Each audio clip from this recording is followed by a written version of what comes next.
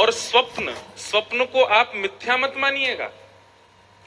स्वप्न एक ऐसी स्थिति है जिस स्थिति में आप सो जाते हैं और सोने के बाद एक प्रकार से मृतक हो जाते हैं, और मृतक होने के बाद वहां ना गाड़ी है, ना साधन है, ना घर है, ना व्यापार है, ना धन है, सब कुछ आप ही बन जाते हो।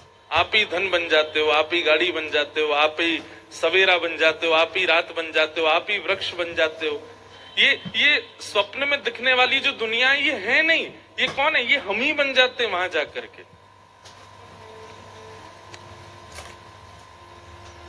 हमारे साधुओं ने, संतों ने, ऋषियों ने इस बात को प्रमाणित किया कि व्यक्ति के हृदय की वास्तविक स्थिति उसके स्वप्न में दिखाई देती है। अनंत कथाएं सुनने के बाद भी, नाम जप करने के बाद भी, वृंदावन गमन करने के बाद भी, माला फेरने के बाद भी स्वप्न में आपको वो दिख रहा है जो नहीं दिखना चाहिए। वह दिख रहा है जिससे आप भयभीत हो रहे हो।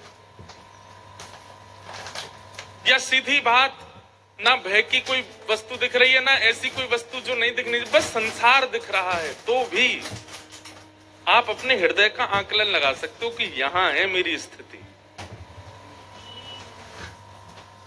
Look at your child right now and ask yourself this. Can my child make such a game in the next couple of months? Whether you answer yes or no to that question. जब करते हैं और स्वप्न, स्वप्न को आप मिथ्या मत मानिएगा। स्वप्न एक ऐसी स्थिति है जिस स्थिति में आप सो जाते हैं और सोने के बाद एक प्रकार से मृतक हो जाते हैं, और मृतक होने के बाद वहां ना गाड़ी है, ना साधन है, ना घर है, ना व्यापार है, ना धन है, सब कुछ आप ही बन जाते हो। आप ही धन बन जाते हो, आप ही गाड़ी बन जाते हो, आप ही सवेरा बन जाते हो, आप ही रात बन जाते हो, आप ही वृक्ष बन जाते हो। ये स्वप्न में दिखने वाली जो दुनिया है ये है नहीं, ये कौन है? ये हम ही बन जाते हैं वहां जाकर के।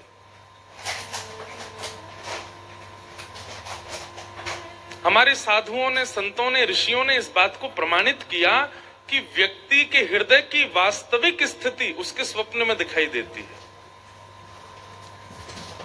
अनंत कथाएं सुनने के बाद भी, नाम जप करने के बाद भी, वृंदावन गमन करने के बाद भी, माला फेरने के बाद भी स्वप्न में आपको वो दिख रहा है जो नहीं दिखना चाहिए। वह दिख रहा है जिससे आप भयभीत हो रहे हो। या सीधी बात, ना भय की कोई वस्तु दिख रही है, ना ऐसी कोई वस्तु जो नहीं दिखनी, बस संसार दिख रहा है, तो भी आप अपने हृदय का आकलन लगा सकते हो कि यहां है मेरी स्थिति।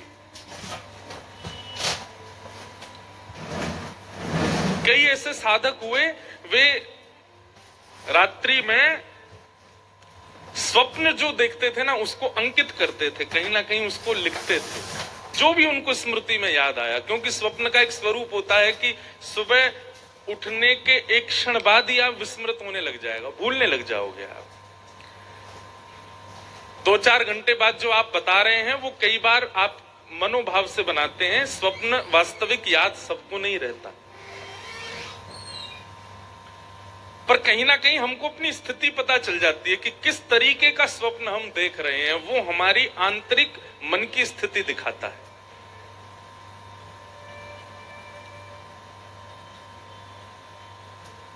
दुष्स्वप्न आना, बुरे स्वप्न आना, गलत वस्तुओं का बार बार दिखना, भय की चीजों का दिखना, ये एक प्रकार से ये दर्शाता है कि हमारा भजन अभी मन से नहीं बना है, हमारी कथा अभी मन से नहीं बनी है, हम वृंदावन अभी मन से नहीं गए, हमने अपने ऋषियों को, गुरुओं को, साधुओं को, महापुरुषों को मन से प्रणाम नहीं किया है। दो स्थिति बनेंगी यदि मन से होगा तो, या तो स्वप्न में कुछ दिखेगा ही नहीं, सोओगे तो ठीक सीधे सुबह ही उठोगे, और या फिर दूसरी स्थिति बनेगी कि स्वप्न जब भी देखोगे तो उसमें कोई निकुंज की लीला ही दिखेगी, निकुंज के भाव ही दिखेंगे।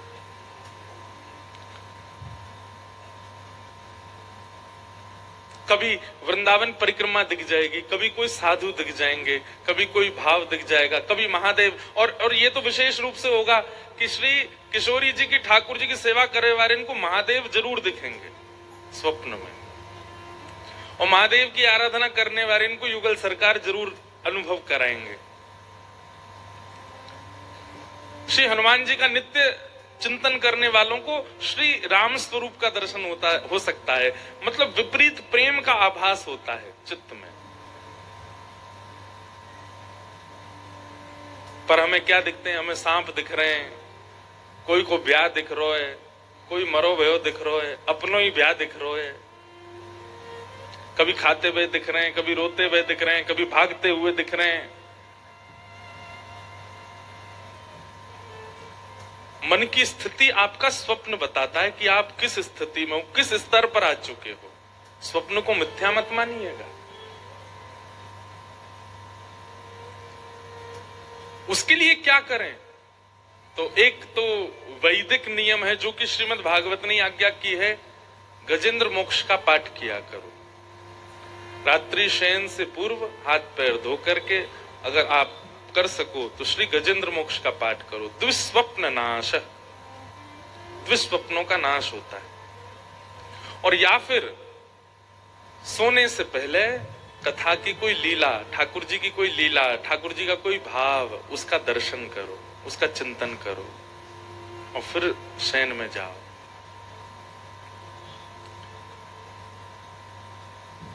स्वप्न में दिखी, ये सूरदास जी वाणी लिखते हैं, कुम्मन दास जी ठाकुर जी की लीला लिखते हैं। इनको कहां अनुभव होती है? ये या तो स्वप्न में या फिर मानसी में।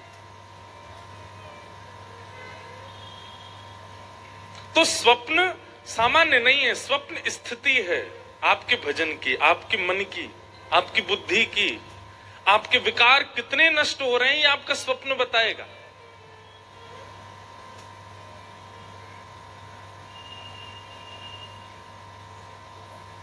और ये सप्ताह कथा का क्रम,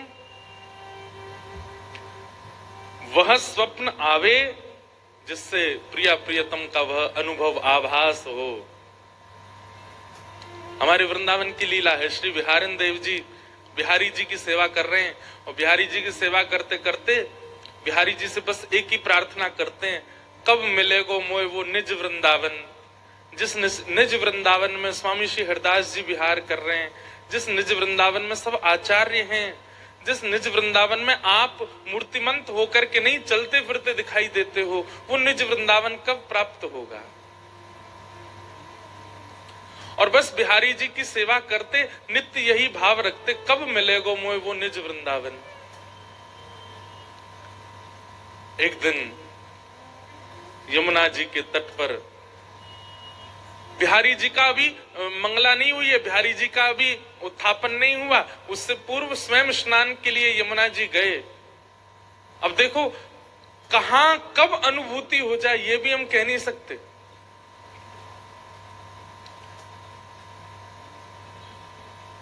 बिहारिन देव जी जैसे स्नान के लिए गए और यमुना स्नान के बाद जब नीम की दातुन कर रहे थे और दातुन करते करते करते नेत्र बंद हो गए और नेत्र बंद होते श्री बिहारिन देव जी निज वृंदावन में प्रवेश कर। अब बताओ कैसी अवस्था, अभी स्नान भी नहीं किया है, केवल मुख मांझ रहे हैं अपना, और उस अवस्था में श्री ठाकुर जी उनको निज वृंदावन में ले गए। निज वृंदावन में क्या देखा? श्री यमुना जी का जल सामान्य नहीं था, है तो सामान्य, पर जब आचमन लेने के लिए उसमें अंजलि में भरते हैं तो ऐसा लगता है मानो केसर युक्त जल बह रहा हो। एक अद्भुत सुगंधी यमुना जी में से आ रही है। अभी के वृंदावन में हमें यमुना जी के तट पर बालू दिखती है, पर बिहारिन देव जी कह रहे हैं कि निज वृंदावन की यमुना जी की बालू तो मणियों की है, रत्नों की है, हीरों की है, मोतियों की है, अद्भुत चमक है। निज वृंदावन में भक्तों के यूथ झुंड के झुंड एक साथ भ्रमण कर रहे हैं। कहीं से बुलावा आता है, अरे ठाकुर जी वहां विहार कर रहे हैं, सबरे चलो, सब दौड़ करके जा रहे हैं और वहां जाकर के ठाकुर जी को दर्शन कर रहे हैं। तभी कहीं से टेर सुनाई दे, अरे जल्दी केसी घाट आ जाओ, केसी घाट पर श्री लाल जी विराज रहे हैं, सब वहां की ओर दौड़ने लगते हैं। ऐसा निज वृंदावन। उस निज वृंदावन में वे सब आचार्य हैं जिनकी हम चर्चा सुनते हैं, मीराबाई हैं, सूरदास हैं, करमेती बाई हैं, कृष्णदास हैं, सब है वहां। और तभी बिहारिन देव जी भ्रमण करते करते ढूंढ रहे हैं कहां है श्यामा श्याम।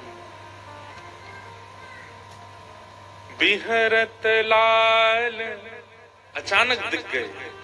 और कैसे दिखे? यमुना जी की तट है, सघन कुंज है, और कुंज में एक दूसरे के गले में गलवैया दिए श्यामा श्याम रमण करते हुए आ रहे हैं। बिहरत लाल बिहारी निदो यमुना जी के तीरे तीरे। बिहरत लाल बिहारी निदो यमुना जी के तीरे। अचानक दिख गए। और कैसे दिखे? यमुना जी की तट है, सघन कुंज है, और कुंज में एक दूसरे के गले में गलवैया दिए श्यामा श्याम रमण करते हुए आ रहे हैं।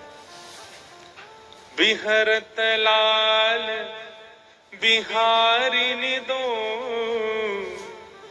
यमुना जी के तीरे तीरे। बिहरत लाल बिहारी ने दो यमुना जी के तीरे तीरे। इतना अद्भुत दर्शन होता है श्री बिहारिन देव जी को। ठाकुर जी किशोरी जी को देख रहे हैं, किशोरी जी ठाकुर जी को देख रही हैं। किशोरी जी की गुलाबी चुनरी, ठाकुर जी की पीली चुनरी, वो भी नीचे आपस में मिल रहे हैं। ठाकुर जी के नेत्र किशोरी जी के नेत्रन से मिल रहे हैं। ठाकुर जी के कानन के कुंडल किशोरी जी के कानन के कुंडल से मिल रहे हैं। नथ बेसर से मिल रही है। श्रृंगार श्रृंगार से मिल रहे हो है। मानो श्री कृष्ण ही एकमात्र किशोरी जी से नहीं मिल रहे हैं। ठाकुर जी के अंग पर विराजमान जितने भी आभूषण हैं, मानो वे भी सचल हो गए हों। किशोरी जी के आभूषण सचल हो गए हों, आपस में वे भी मिल रहे हैं। एक अद्भुत छटा का दर्शन होता है।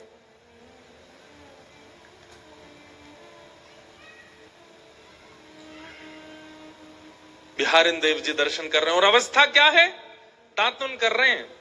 और दातुन करते करते निज वृंदावन का दर्शन।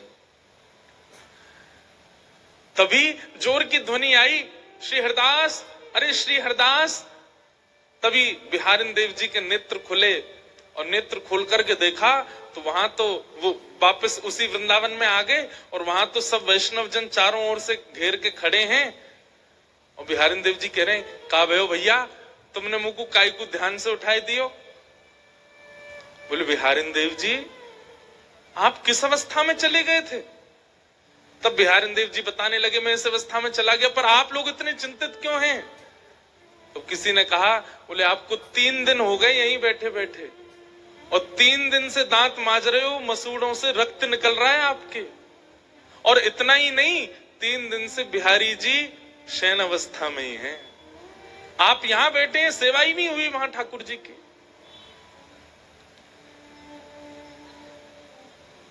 यह है स्थिति। कहां बिहारिन देव जी को कुछ क्षण के दर्शन हुए थे, पर प्रकट स्थिति में वो 3 दिन बीत चुके थे।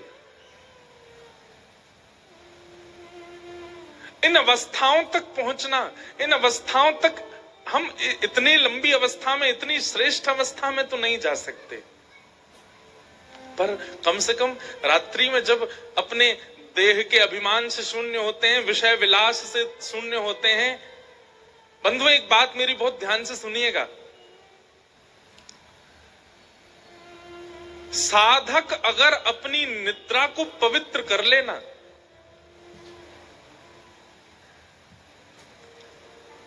जब आवश्यक है तब अपने गृहस्थाश्रम के भाव का निर्वहन करे, परंतु अन्य भावों में यदि वो अपनी निद्रा को, अपने रात्रि शयन को यदि पवित्र कर ले, शुद्ध कर ले, जैसे दिन भर वो पवित्र अवस्था में रहता है, वैसी पवित्र अवस्था में रात्रि शयन में अगर जाए ना, तो निश्चित है, हम व्यासपीठ से दावा देकर के कह रहे हैं कि रात्रि के स्वप्न में उसे प्रिया प्रियतम का निश्चित आभास हो जाएगा।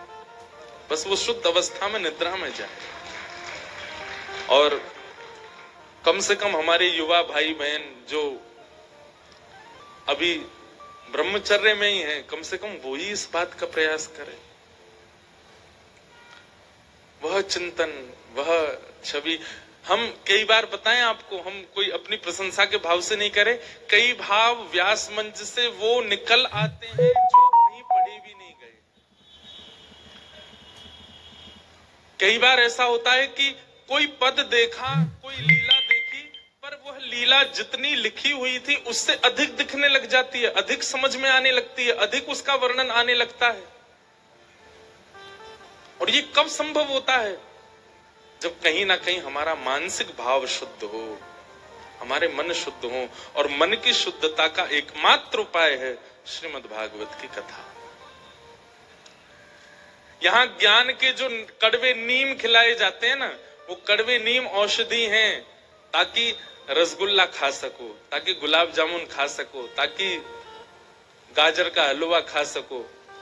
खूब नीम खाई होगी तो फिर बाद में कुछ भी मिठास खाओगे तो शुगर लेवल बढ़ने में थोड़ी आसानी कम रहेगी, जल्दी नहीं बढ़ेगा। ठीक वैसे ही ब्रज की लीला, ठाकुर जी की अंतरंग लीला, बाल लीला, ये सब तो मिठास है। सीधे उसके आश्रम में चले जाओगे तो कहीं ना कहीं रोगी बनने की संभावना ज्यादा है। रोगी बनने की संभावना मतलब कहीं ना कहीं वहां दोष दिख जाएगा आपको। लेकिन श्रीमद् भागवत के अनन्य ज्ञान, जहां पर कई भक्तों के चरित्र, कई भाव सुनाए जा रहे हैं, इनका नीम यदि पहले ले लिया होगा तो उस लीला को समझने में